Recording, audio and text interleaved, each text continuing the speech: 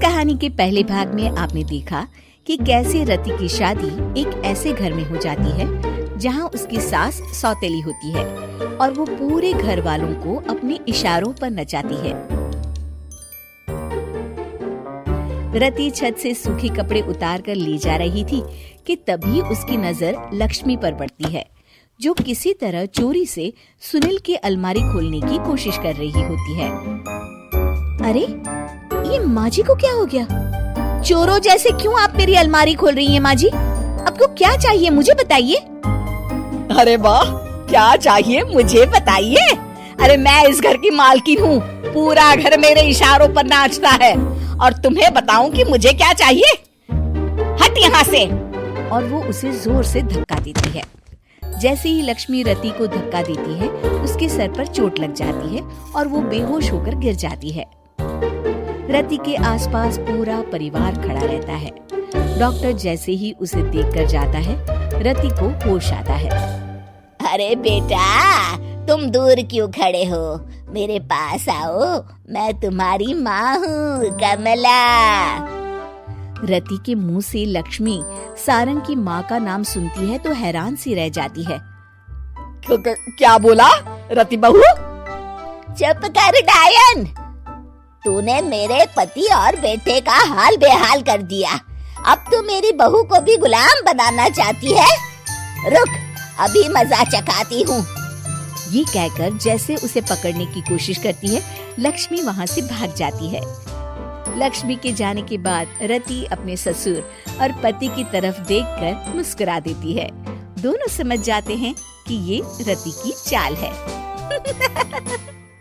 अगली सुबह लक्ष्मी का पति खाना लेकर खेत में जाने के लिए निकल ही रहा होता है कि लक्ष्मी उसे रोक देती है।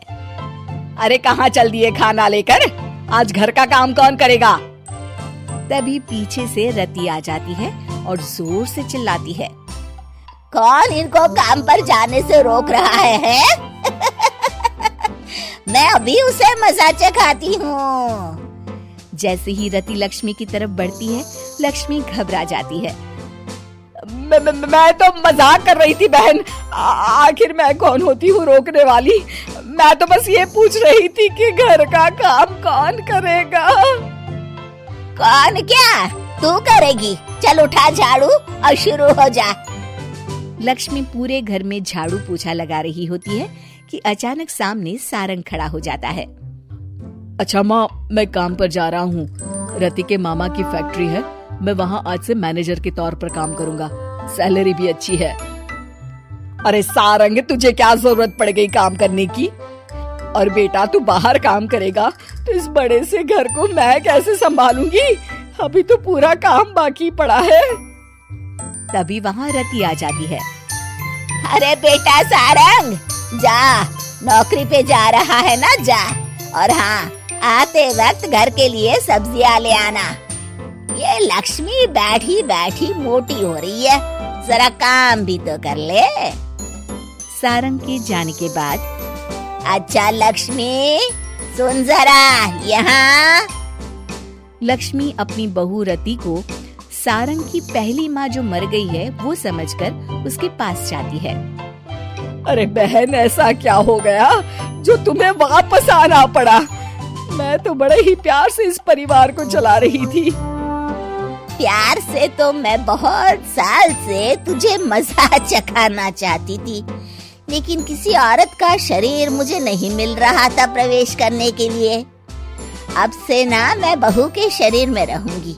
और हाँ, तूने कोई भी चालाकी दिखाई या मेरे घर के लोगों को परेशान करने की कोशिश की तो तेरा गला दबा दूंगी। लक्ष्मी रति के मुंह से ये सुनकर डर जाती है और शाम को अपने बेटे और पति के सामने जाकर कहती है, तुम दोनों मुझे माफ कर दो। मैं अब तुम दोनों को कभी परेशान नहीं करूंगी। और बहू, तुम मेरी बेटी की तरह हो, बस अब बेटी की तरह ही बनकर रहना। लक्ष्मी उन लोगों को इतना कहकर वहाँ से चली जाती है और उसके जाने के बाद तीनों एक दूसरे की तरफ देखकर हंस देते हैं।